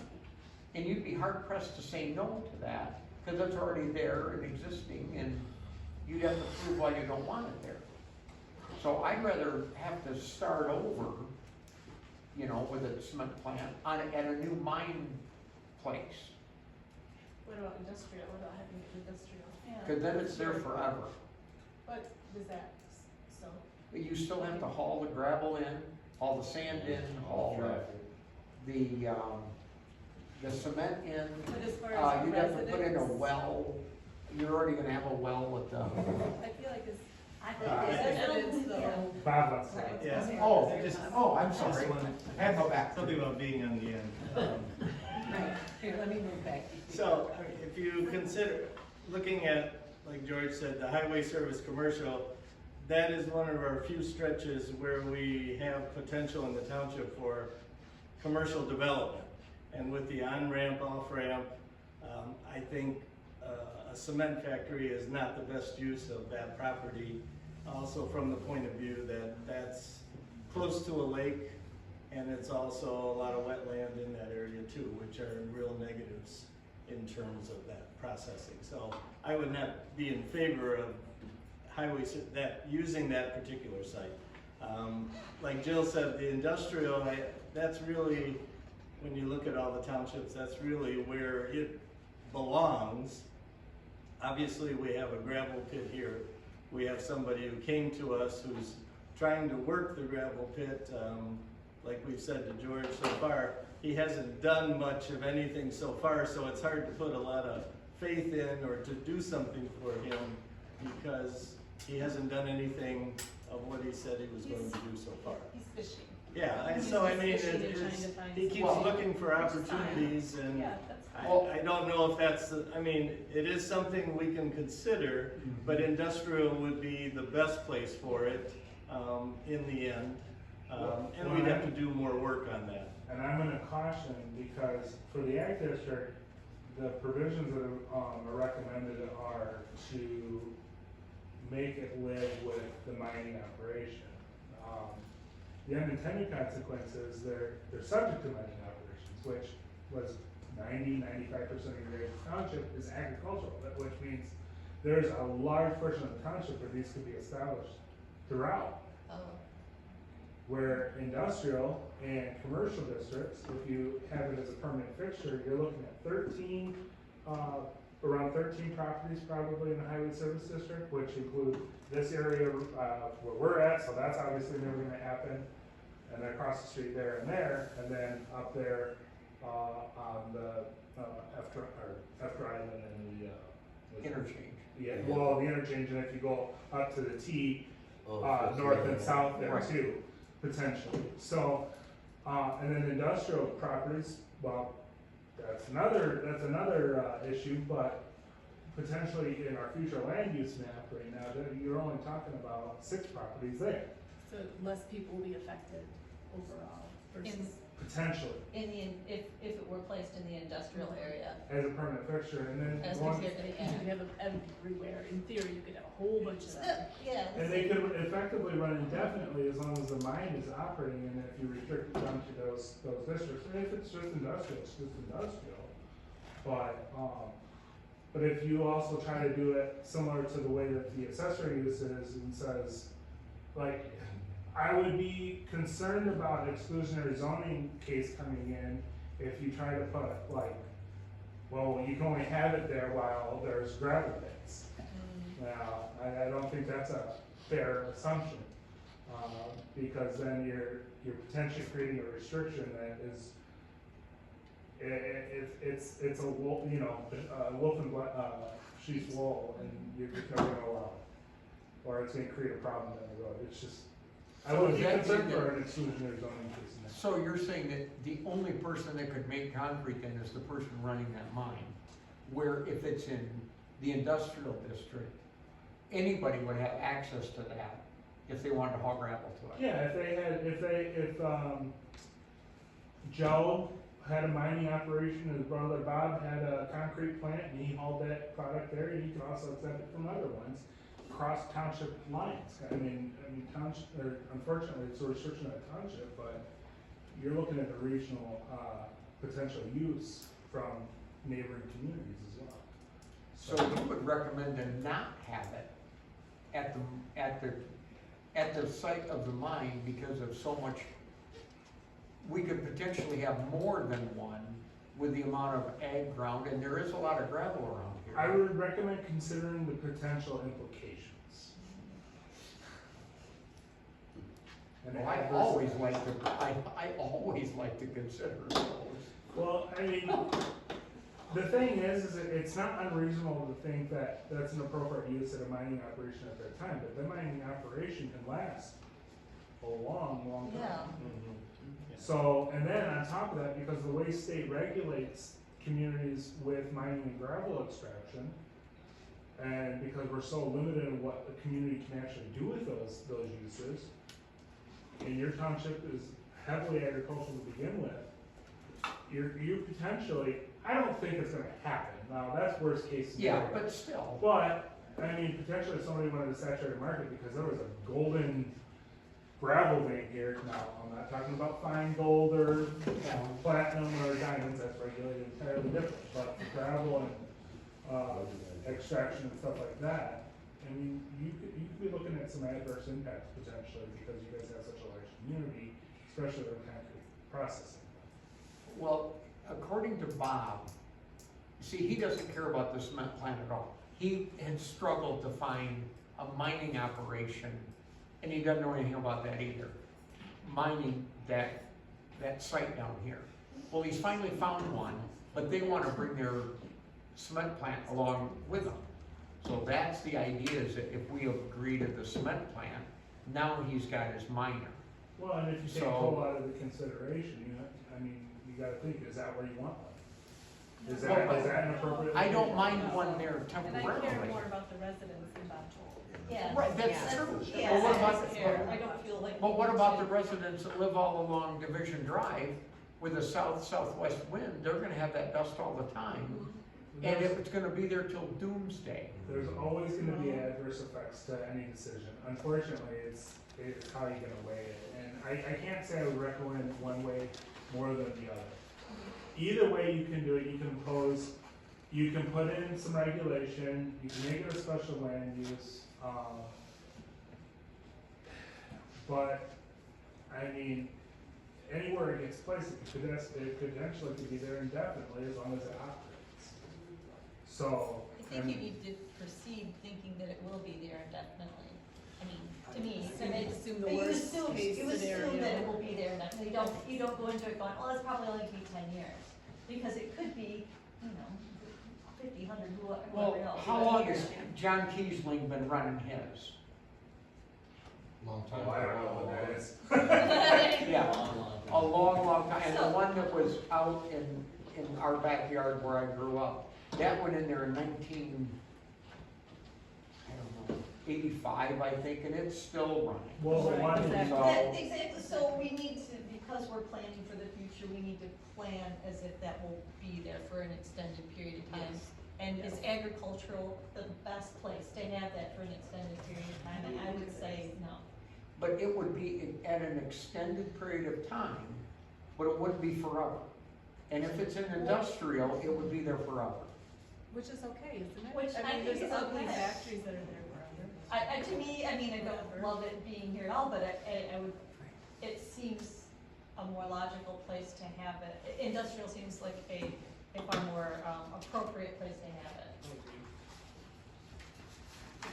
And yeah, it would impact people there too. I mean, it's gonna impact everyone. And one question I had, so, is he still I'm something? not. It's quiet, There you are. but- So if it goes in anywhere, it's gonna be, impactful to the roads, and well done, by the way. Impactful to the roads, impactful to the air, and all that kind of thing. Is there any way that we can, write in that, so that they have to try and, fix the roads, that they incur, so the people who are profiting have to incur the cost as opposed to the Fredonia Township residents? Well, they would get a bond. They would get some sort of a bond of the county. And that's all regulated, And because you that's guys what don't have Emory any did. township, yeah, you guys don't have any township roads, so it would be Well, hard. I mean, just roads and things that, in general, that if the impacts that would cause cost to township residents should be incurred by the people who are making the profit, not just because people. Well, I'm always for that, is Yeah. when you can do it. But that's why I don't know what you can and can't do. And we, I mean- Enbridge did the same thing, we can do it. I'm thinking of roads mainly, Right. but I mean, there's also air impact. But you gotta think, so, 27 from this point going north, that's state, right? Yep, Yeah. that's state road. Yep. And then going towards the intersection for the highway, that's all state regulated roads, there should be class, whatever, Yeah. that is Class A intended roads. to take that type of weight. Okay, but I mean, if you're hauling gravel from, like, From his, West it's on Drive county. down to, yeah, Yeah, it's all county regulated. okay. So, but that is something to consider, because industrial areas, when they're developed, and our industrial area happens, or ours, your guys' industrial area happens to, sit next to Marshall's industrial area, the theory, the thought, and that's not always the case though, is they develop that area to endure that kind of traffic. So, Makes sense. which would minimize the impact to the road. Sure. Versus allowing, 16 cement trucks to be able to go on a back county road, which, obviously frost laws are in effect or whatever, and they would be restricted by those regulations. But outside of that, it would be hard to regulate that if you allow them in an area that should be going. But you're still gonna, even if you don't have a cement truck coming out of down here, you're gonna have gravel trains coming out of there. You're not wrong there either. So, and the other thing too is, are we creating, and again, I don't care about, but if we force Bob to haul gravel from here up to Marshall to turn it into concrete, are we creating a hardship? And will we have to say that, What's the hardship? well, cause he's gotta haul it up there when he could be making it right there. In the state of Michigan, financial is not considered hardship. I mean, Oh, that's the cost of It's operating a a business. cost of business. Really? Okay, but there'll be excess truck traffic, because you'll be Well- having to haul the gravel. Well, he's having to haul the gravel out already. You can also make the reverse argument, because cement trucks are a different type of truck. That's an additional truck that has to travel down that road, and he's still probably sending up just as many trucks to begin with. So if you're limiting the number of cement trucks going down there, you're reducing the potential impact of, vehicles per day, or, something like that.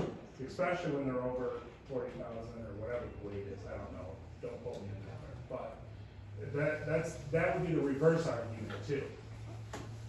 Alright. Trying to play devil's advocate. that's- Right, cause I can see that while you're creating a hardship, because they gotta haul it, and what is your reasoning that spot up there is better than this spot down here, if you're considering the residents?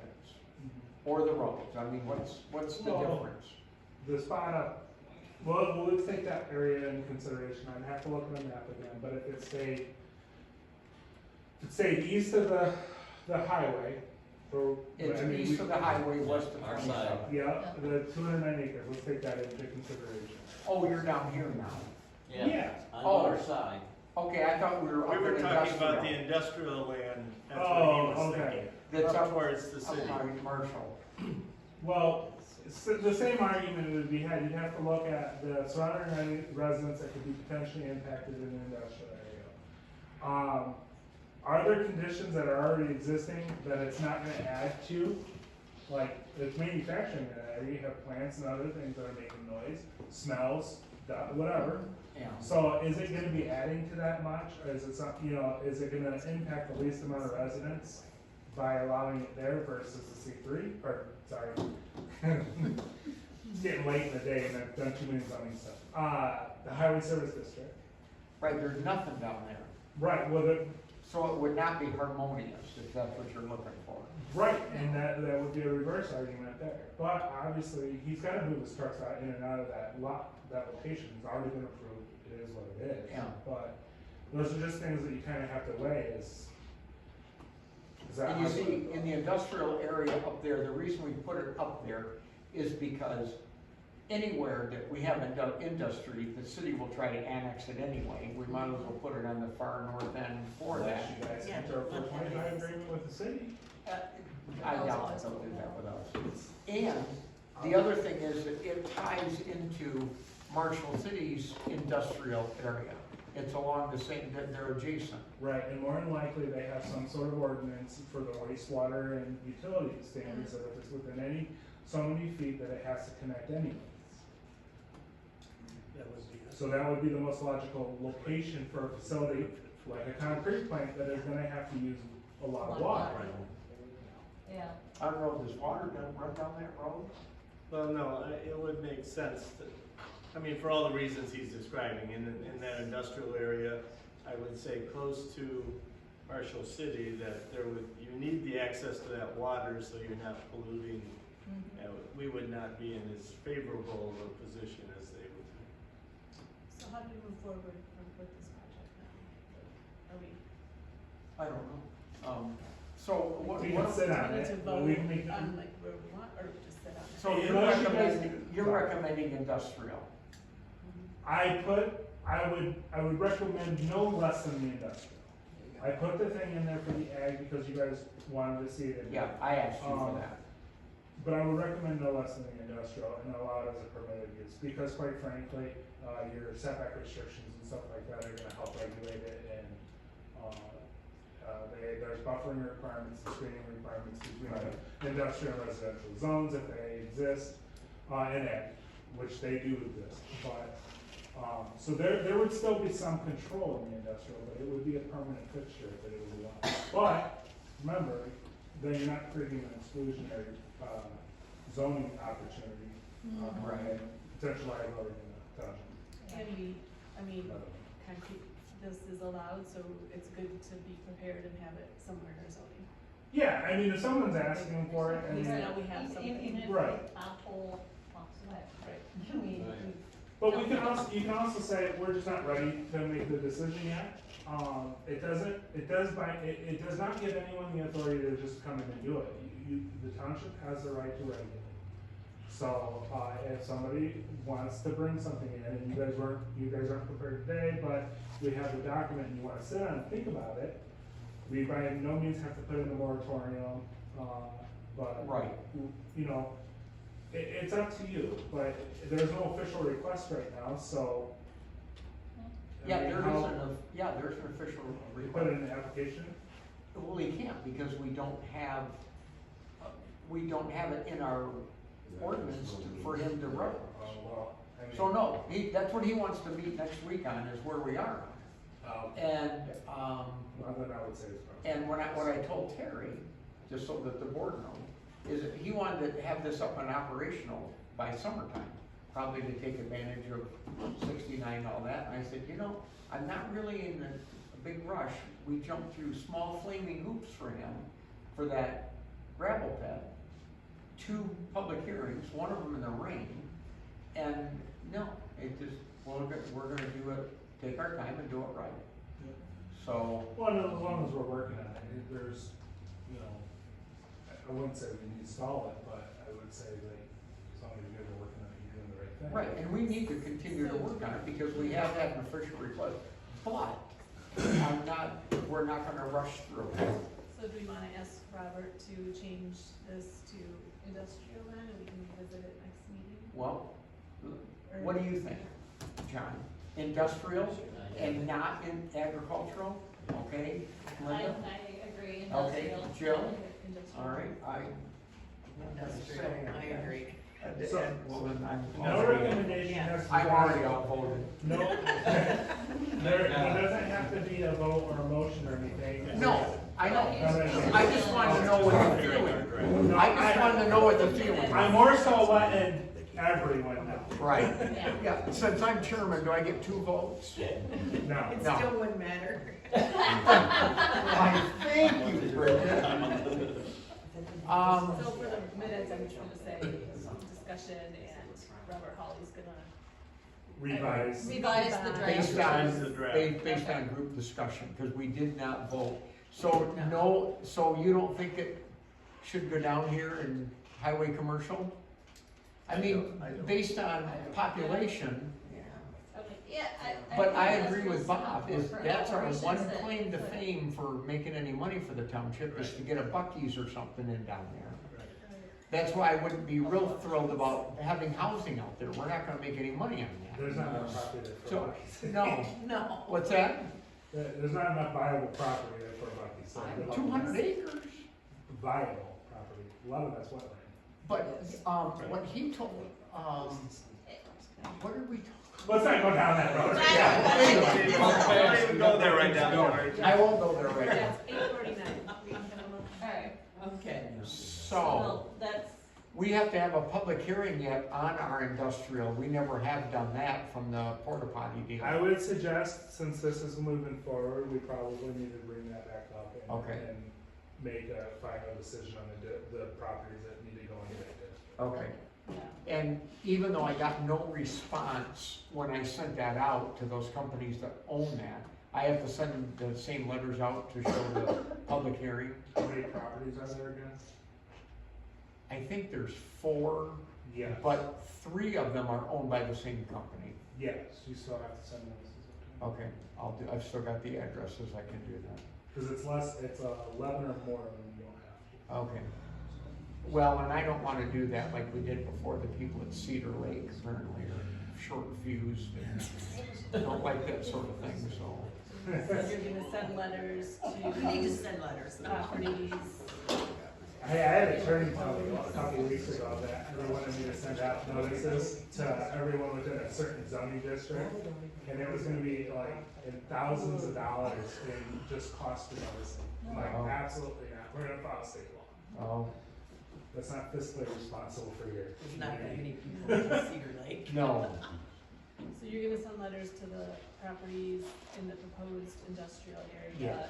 so we can move forward with the public And hearing. it can be in conjunction with this, we'll just do the map, we'll propose the map amendment along this, because this hasn't been approved for public distribution quite yet anyways, so we can include that zoning, district change as well. Yeah, we need to get that done. So you're gonna revise the draft and they're gonna come back to us and possibly at the next meeting, we could set up the public hearing. Potentially, Is that what? Yep, depending on how you guys. Yeah. And then, do you wanna get with, well, George, and then, the GIS guys county to get a map for that one as well? Cause I don't, you know the properties better than I do. Right, So. yeah, I know the properties. Yeah, or at least get the parcel ID numbers and then say that we need these, proposed on the map for, zoning amendment.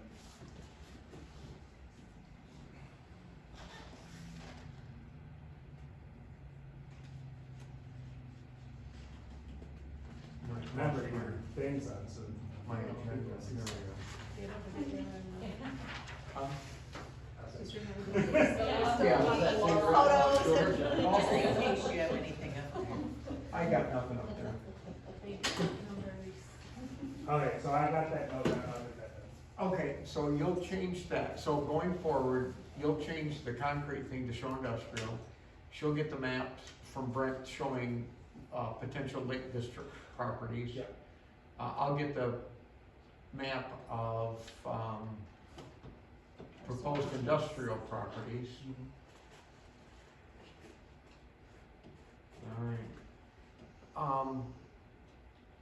So I've been researching concrete production. One thing I wanna bring up too is that I thought that if we put it at the gravel pit, that maybe he could crush concrete too, coming off the highway, just, you know. But that has a lot of silica sand in it, and so we definitely don't wanna allow that at that gravel pit in case he was thinking that. So that's another health hazard all by itself. Somewhere, like, Like crushing of Yeah. concrete? like, Right. would we have to allow that in the You zone? guys actually already accommodate for that in your ordinance, if I remember correctly. No, that's just storage. It's just storage. Right, but typically the highway does their own, and then they haul it somewhere. Yeah, because it's the most cost-effective way to haul it. Right, so, Yeah, usually it's milled at location to be removed off-site and then stored elsewhere. Unless you're talking about small operations. all right, anything else that we need to have ready for the next meeting? I'll try to get Terry to call the lawyer about the setback from the road in the Lake District. So are we omitting number 3 on? Yes, Yes. ask about the, yeah, I mean, we already addressed it. I thought that we addressed it last We addressed time. it at the last meeting. Okay. And so I wasn't we're clear. Is good there anything you need with to that, do? or do we No. need it? Okay. No, We can take it on for, Okay. yeah, we'll leave it. that'll come off the agenda too. Okay. Okay. All right, so, next meeting is, it's on the website, April 9th, is that right? that night, no, it's gotta be, The next one? it's gotta be the next one. Hold up, okay. The 16th then it must be.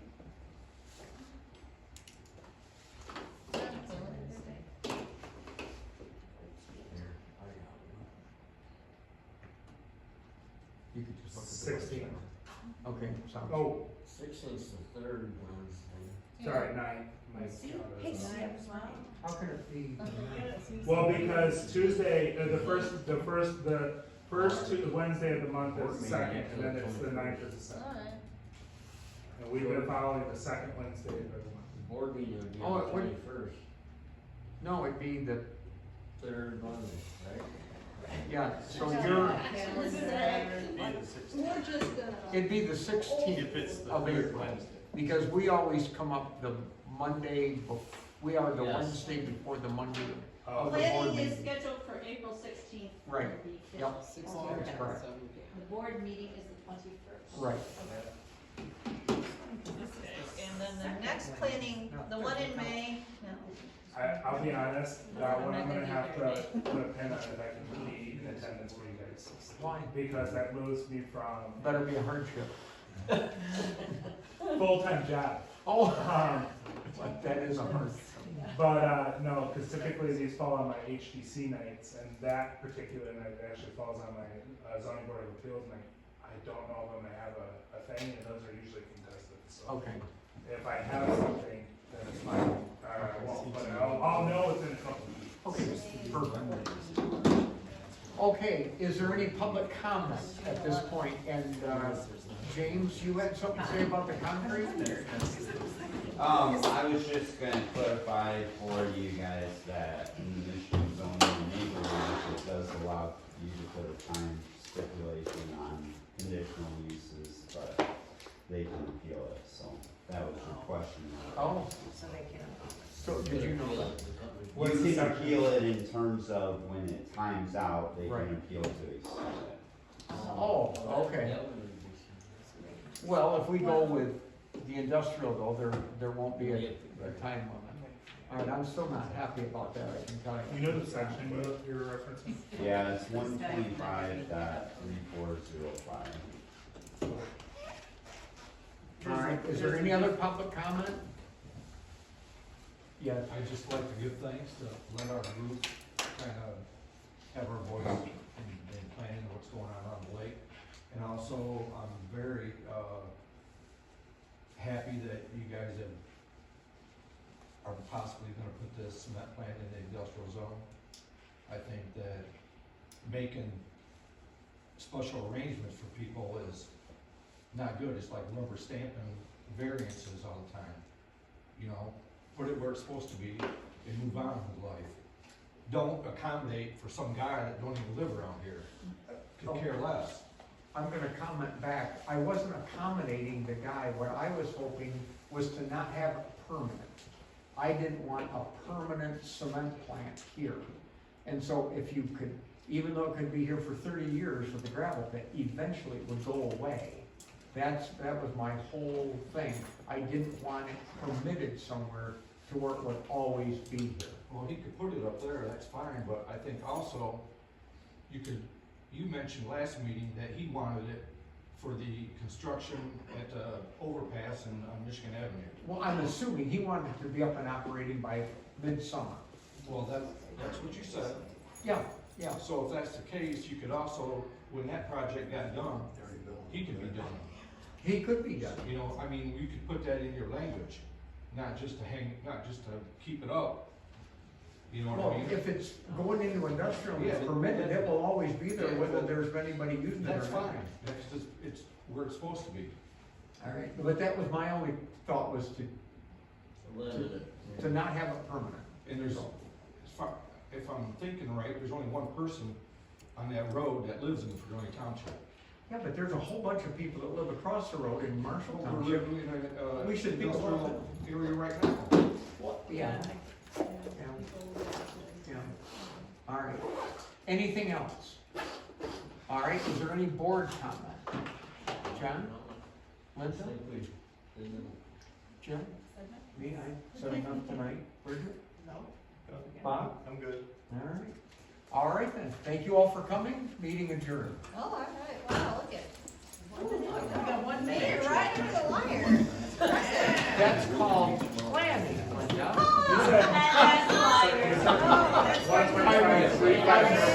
I'm sorry you're so surprised by that.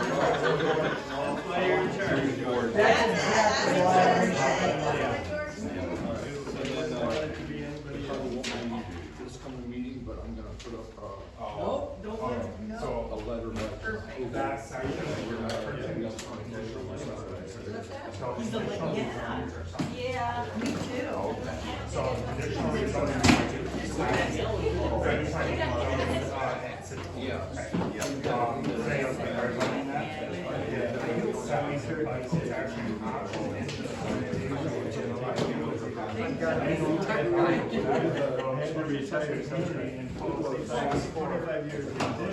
Not only that.